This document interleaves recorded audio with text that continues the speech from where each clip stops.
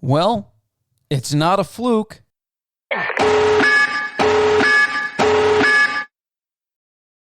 What's up, everyone, and welcome back to another video of Sports Talk Buffalo.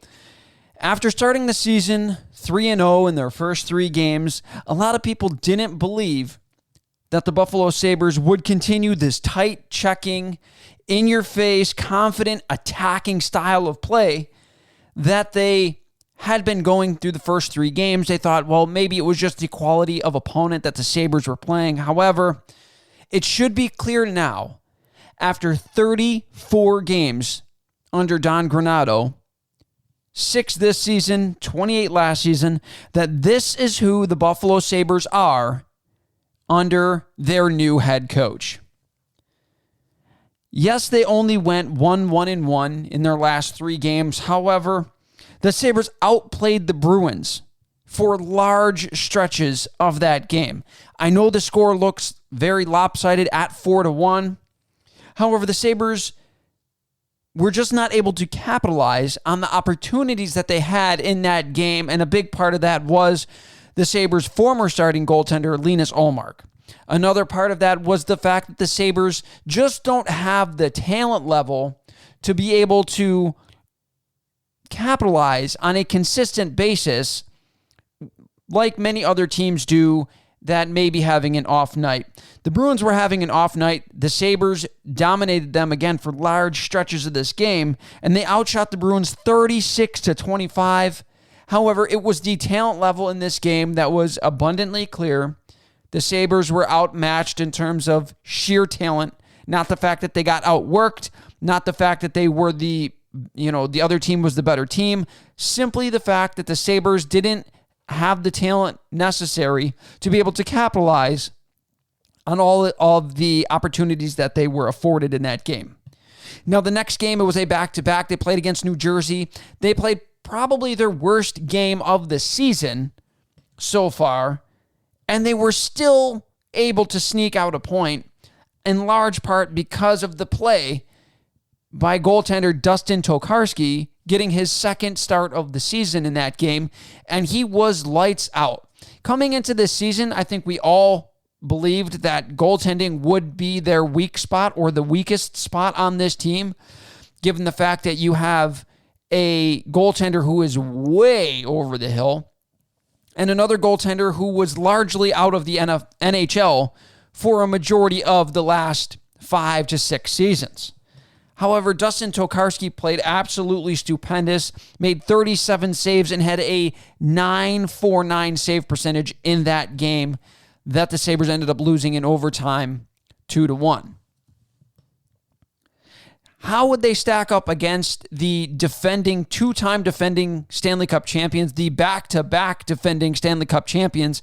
That is something that I think a lot of people wanted to see. It's a step up in competition, much like the Boston Bruins were, and we just wanted to see the Sabres kind of dominate the same way that they did against the Bruins. I don't think a lot of people really expect the Sabres to really crush a lot of the really, really good teams in the NHL.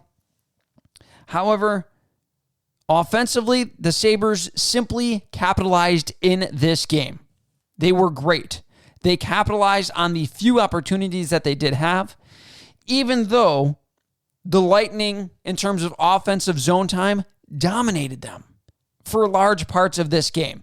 Most of the first period, most of the second period, and parts of the third period. But the Sabres did not quit. They played a strong defensive game. They had great goaltending again by Craig Anderson, who was absolutely stellar.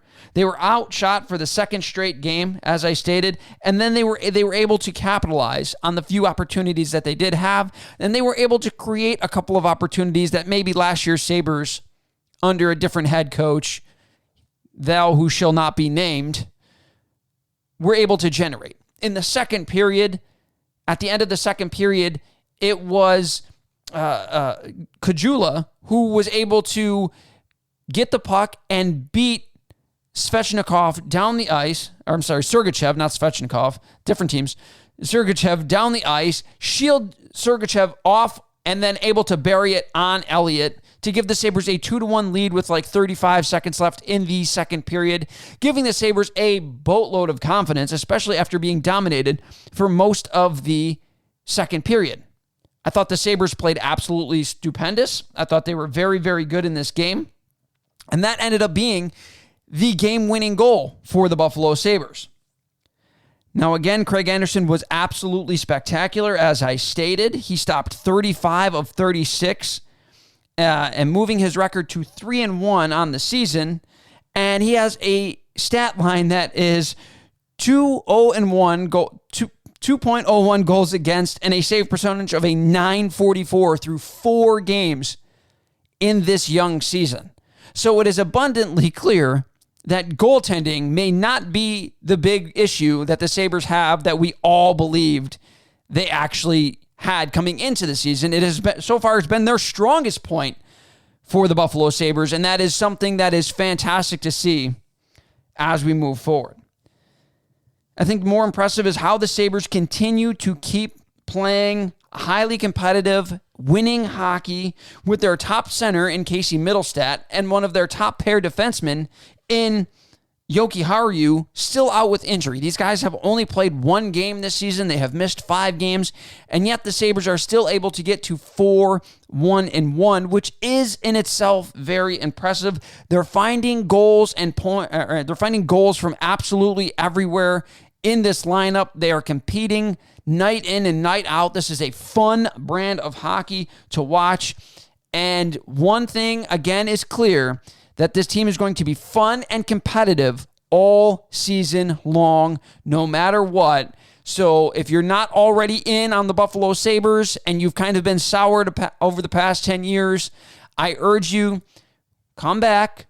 Let's watch some Sabres games together. They are a lot more fun than we have seen over the last 10 years. This is very, very fun, watchable hockey. They're in every game so far this season, and it should be a very fun season no matter what for the Buffalo Sabres with Don Granato behind the bench. But that's going to do it for this video of Sports Talk Buffalo, guys. Remember to hit the subscribe button, hit that notification bell so you guys never miss a video. We talk Bills, Sabres, and UB Bulls, men's basketball and football. Thank you, guys. Have a fantastic week.